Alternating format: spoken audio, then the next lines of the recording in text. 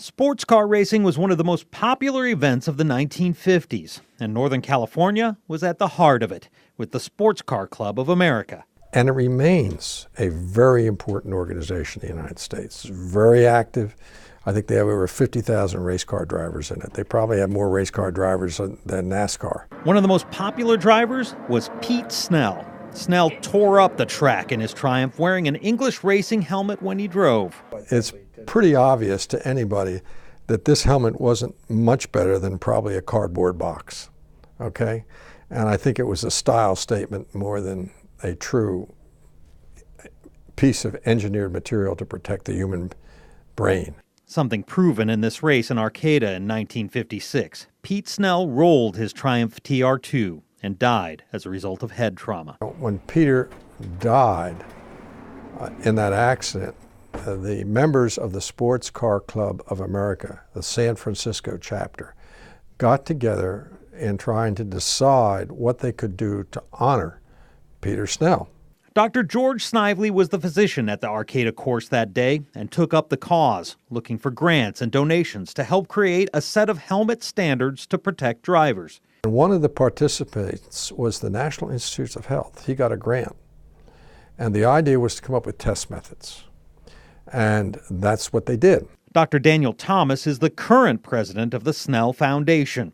He says Snell also got help from Bell Helmets, which still makes racing helmets today.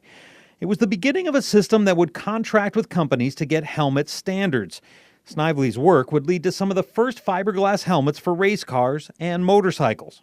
That has evolved over years into a wide variety of helmet standards. In order to sell a helmet in the United States, you've got to meet a government standard, which gets you this Department of Transportation sticker right here. But in order to get a Snell sticker, helmets have to meet a much higher standard. Testing that Snell continues to refine even today at their North Highlands lab for racing helmets, motorcycles, even equestrian and bicycle helmets. Every company who contracts with Snell is required to send them 4 helmets. We don't want a space in between the crown and the liner inside. Those helmets are all marked by technicians like Alan Harris. We will use the pin to mark this helmet. Anywhere above this line is where we can do our impacts. After marking that line, another technician like Tanner Morrow then marks where the helmet will be tested. I'm looking for places where I think the helmet could potentially fail. And making a helmet fail is their job. They require 4 helmets for 4 extreme conditions. Cold. This box is very cold. It is approximately negative 20 degrees Celsius. Or 4 below in Fahrenheit. Right here is the hot box, which is approximately 50 degrees Celsius. Or 122 degrees Fahrenheit. So this sprays water onto the helmet. They soak that helmet for 4 hours, and then they leave one at room temperature, all to mimic the extremes a helmet might endure. Basically, just to test, is it going to affect the shell, the materials? Anything that could compromise a helmet, you're going to test at this point. Exactly. And test may be a drastic understatement. They begin with making sure the helmet stays on your head. We all test the retention on them, which is a test of the chin strap to see if the conditioning affects the chin strap as well. With a room temperature helmet, they do this test.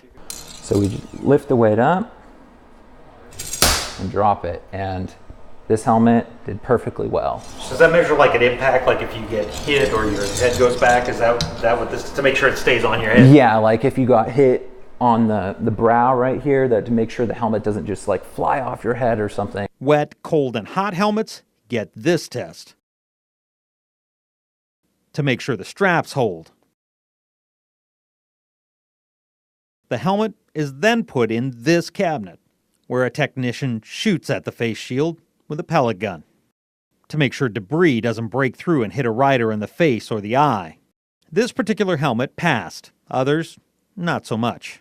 They also simulate hitting the pavement, chin first, to see if the helmet absorbs more of the energy than your chin. The helmet is a one-shot device.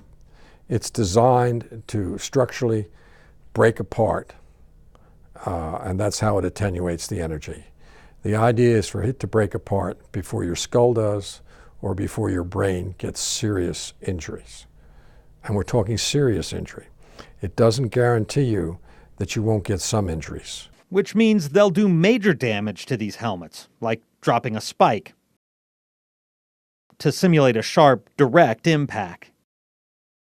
And a major impact, hitting those dots Tanner placed on the helmet initially, and testing each part of the helmet, from the crown here That one passed. to the side of the helmet, using different anvils to simulate flat, curved, and even sharp pavement. And with the second test on that same helmet, Right off the bat, on the first hit of that site, it was a failure. if this was for a certification, Snell would have immediately failed the helmet and sent it back. Even if it passes, Snell will still buy helmets of the same model off the shelf, randomly, and then retest them. And if the helmet fails, the company has to resubmit. If it's a very severe, egregious problem, we might want them to go public and institute a recall. In that case, that Snell label, each with its own serial number held by Snell, will have to be removed. It's part of a 60-year legacy of safety here in Sacramento that began with a tragic accident in Northern California.